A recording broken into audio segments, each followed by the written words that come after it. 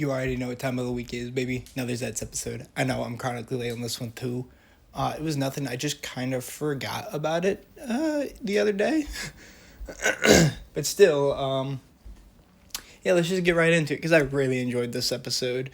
So our establishing shot, like the very first thing we see after the little pre-intro ramble, is Zeztz in his bed.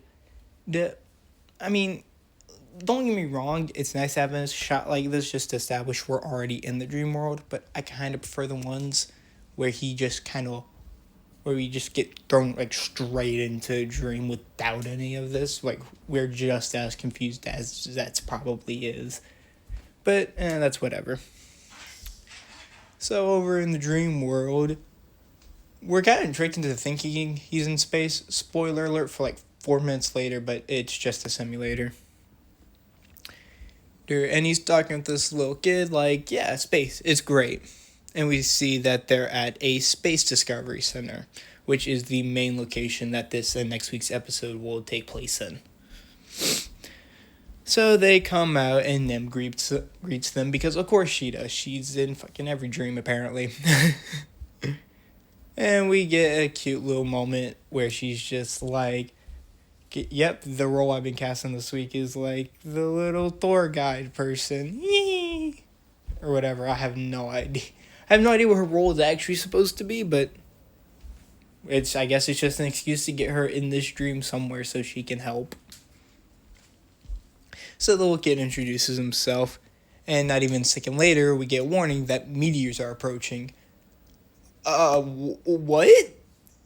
So as people start evacuating, we see this shit. I'm sorry, how did we go from like, stopping a bomb or protecting a bride to preventing the extinction of humanity? Did I miss I know I didn't miss an episode, but it surely feels like that with how like we jumped stakes here. As our mission is prevent the meteor strike. I'm sorry? Huh? So we get the intro, which this one played really early in the episode. Usually they play about 4 minutes in. This happened about 2.5 minutes in, so I'm not complaining. It gave more time for the plot to be unbroken. So we get the title card of this episode, Impact, as well as Baku going outside to try and stop the meteor strike, in which he tries to use the power barrier, only for Nox to pull up like, nah mate, I'm gonna ruin your whole day. And completely destroys the shield that Baku created to protect himself. And that same hit also caused the whatever energy is powering the capsule to temporarily leak out. And I was just like, you have no idea what these powers actually are, do you? As we see the meteor strike hit, it's meaning that so far, Baku's kind of sucking at his mission. He meets back up and makes sure that everybody's okay, which thankfully they are for the most part. Though he falsely assumes that was the one and only meteor strike. As one of the scientists comes over and explains, oh, no, there's actually more. And humanity will go extinct in about 48 hours or so. But Baku's like, don't worry, Baku's gonna save us, right? Oh, here it is, that. I said or who cares. So Baku wakes up in panic and realizes that in 2 days at 7 a.m., the entire world is going to be destroyed. Once again, I still find myself asking how we went from national secrets and protecting people to stopping the extinction of humanity, but sure, we'll go with it. So back in the real world, at the real version of the Space Center, a crater was also formed last night. And Fujimi immediately jumps to, it's a nightmare. In which Baku backs it up, explaining that in 2 days, the entirety of humanity will be wiped out. And that he has to locate the mind doors inside the dream world because he didn't directly encounter the nightmare yet. And he also decides now he should probably break the news to Fujimi about his former subordinate and how he's been acting as a double agent both in the dream world and... Did I say double agent? He's just been acting as a single agent because he's not still working for the good guys. Another TV show plot in my head, apparently. Anyways. So Baku basically catches up Fujimi. And Fujimi immediately just goes, nah, he would never.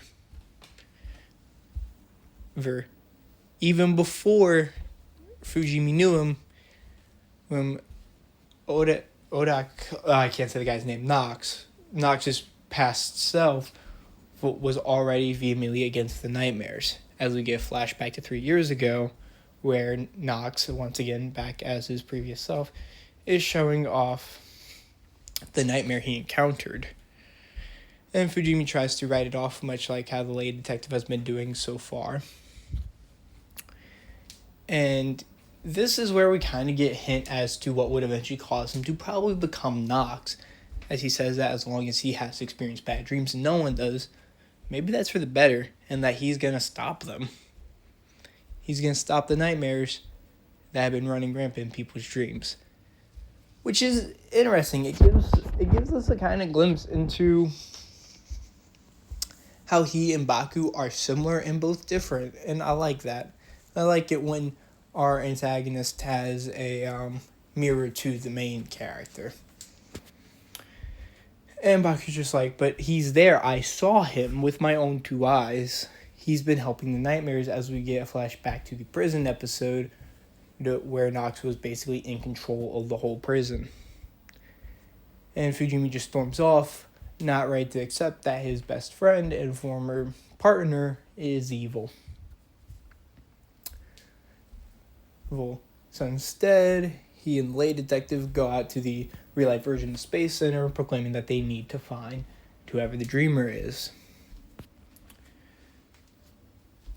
And the lay detective asks, do you truly regret the fact that you didn't believe him before he disappeared? And Fujimi responds that if he had believed him, maybe he could have stopped everything long before it even started. And the lady detective backs him up by saying maybe he's just having a bad dream somewhere, not too dissimilar to what's happened with Nim.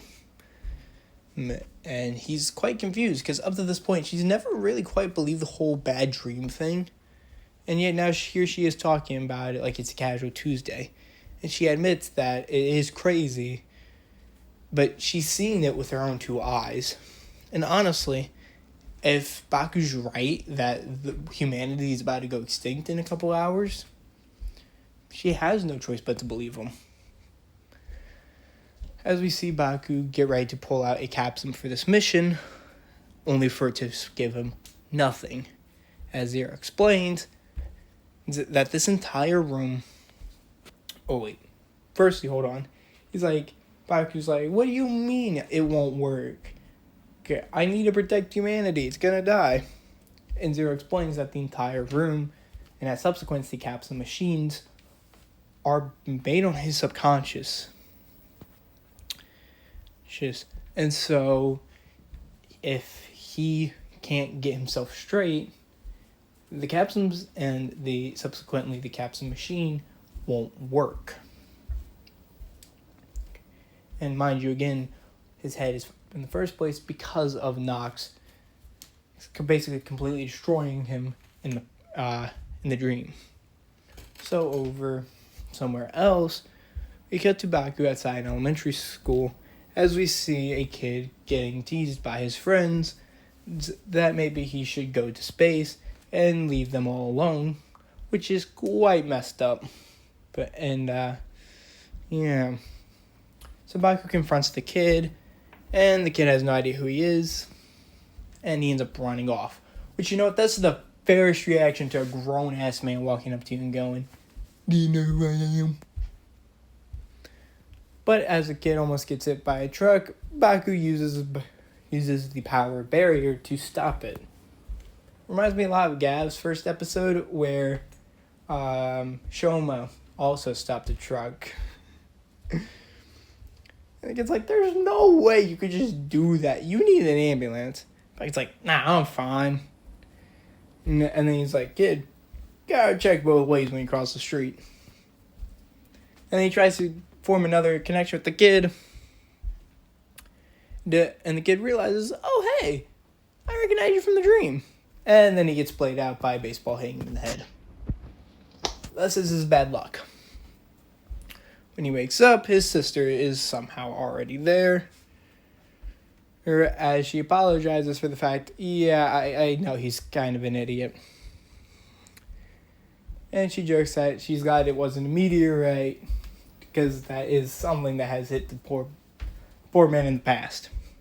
It's like, but the meteors are coming. And so he starts spilling his entire backstory about how he always used to really love space. And he goes on this talking spree about how he'll never actually make as a true astronaut. But Baku gives him the little pep talk, which is nice. I really like this pep talk specifically. And so he explains a little bit more about his past, as he explains there's a planetarium near the Discovery Center. And that's where he truly fell in love with space for the first time. As Baku realizes, oh shit, this might be where the mine doors are. So he runs off. We get this really funny interaction where he's like, I need to get ready for bed. And his sister's like, dog, it is only like 3 p.m. Baku's like, get to bed early. Ah, damn it. She's like, dude, you're a grown-ass man. And as he goes to bed, we have just 36 hours till the biggest meteorite hits. And as she finally catches up to him, man is already out like a light. And she ends up staring at the closet door, only to open it and see closed. So she almost immediately writes it off, only to see the Zeztz hanger, which reveals the door. And we can see Zero contemplating if he should give a glittery white capsule to Baku. And he mistakes the door opening for Seven coming back, only to see Minami there, and go, oh no. Oh no. Naturally, she's very confused, and he's like, I'm sure you'll want a proper explanation.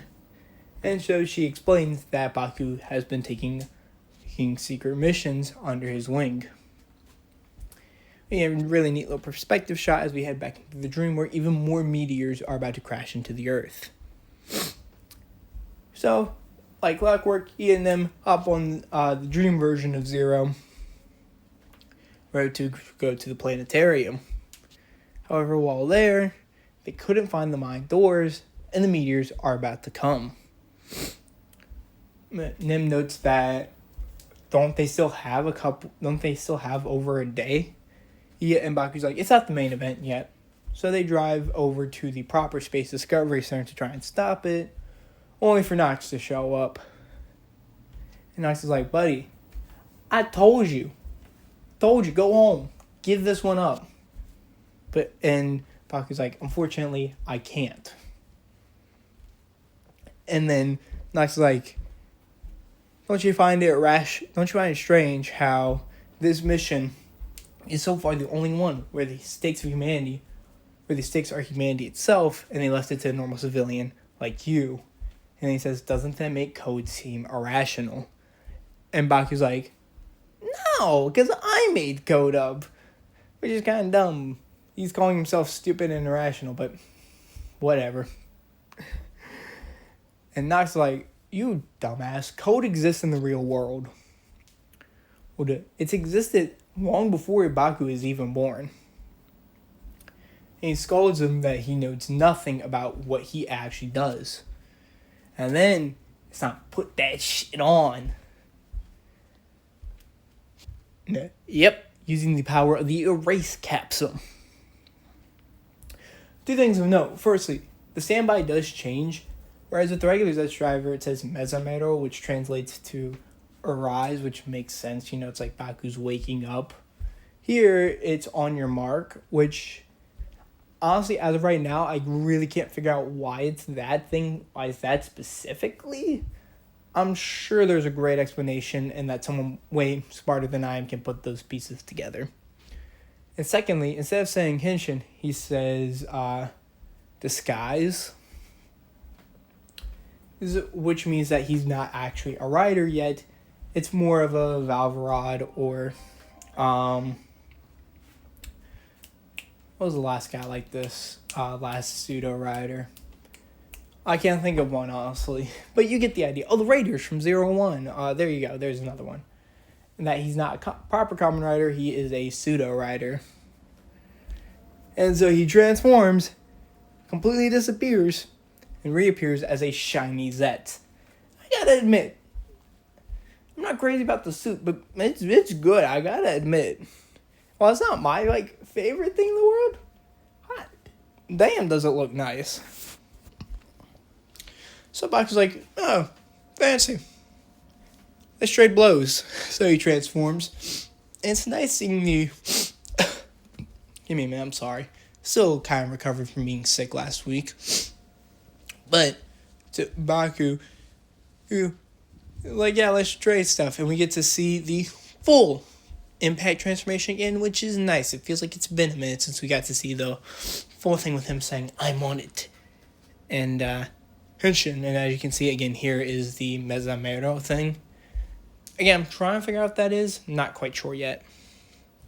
So he transforms, and we get a stunning fight. Again, this is one of those ones where the slideshow does not do it justice. You have to go watch the actual episode. So they continue trading blows, and Nox is, he's putting belt to ass here. And Zeztz temporarily gets the upper hand as he flings Nox, but he uses the power of the Erase Capsum to put himself behind Baku and hit him with an absolute devastating kick. So as he changes his weapon to sword mode, Zero launches out the Zeztz Breaker to throw him off balance, only for it to not end up working the best, and Zeztz still ends up getting launched. So Nox transforms his weapon into its gun mode as he breaks the barrier caps and just shoots right through it, causing a shadowy Zeztz barrier form to appear. And it immediately looks at Baku and starts attacking him. And he's like, and Nox is like, okay, buddy, yeah, I had your fun with Zeztz. Time to back you up. So he starts attacking it, and he pulls out the Erase Capsum, inserts into his weapon, and charges up a finishing move, completely destroying the barrier capsum and its associated nightmare. As he reveals that the true maker of the bad dreams are the capsums. And the episode ends with the barrier capsum being removed from the outro. Holy damn, this was an episode. Before I get into my thoughts and opinions, next week's preview, we get to see the second Form for Wonder debut. As we also get a tiny little hint that Baku might temporarily lose his power because 3 of his capsums are seen losing their energy. And, this episode's just the next episode sounds like it's gonna be very interesting. But still, Zeztz will somehow power through to protect Seiya's dream. Can't wait. So let's go over episode 12 and my personal thoughts. I liked it. This was a really great debut for Nox's pseudo-rider form known as Nox Knight, which is a okay name. I mean, for what we're given in the context of the episode and the world, I guess it's fine. I just hope whenever he becomes a Kamen Rider, they don't decide to call him Kamen Rider Nox Knight. Give him a completely different name when he actually becomes a true proper Kamen Rider. But overall, still, this was great. I think the mission itself is very absurd.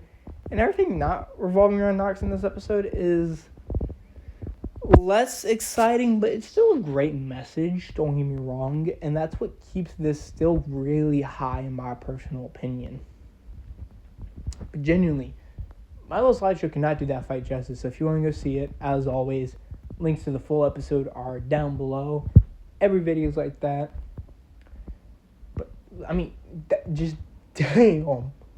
It was... I genuinely did not expect the reveal that the capsules contain nightmares. I thought it was just going to be, oh, good positive dream energy. I mean, nightmares actually was a genuine surprise. Now, Code seemingly being this evil organization, yeah, no, I called that like a mile back. Ever since Zero's been giving off shady vibes, I'm like, that motherfucker's got to be evil to some extent. And it seems like Nox might be confirming that. But that stuff we'll probably find out next week. Which, speak of, I will see you all then when we discuss Kamen Rider Zeztz episode 13, which was... Hold on, gotta get the title because I didn't memorize it off the top of my head.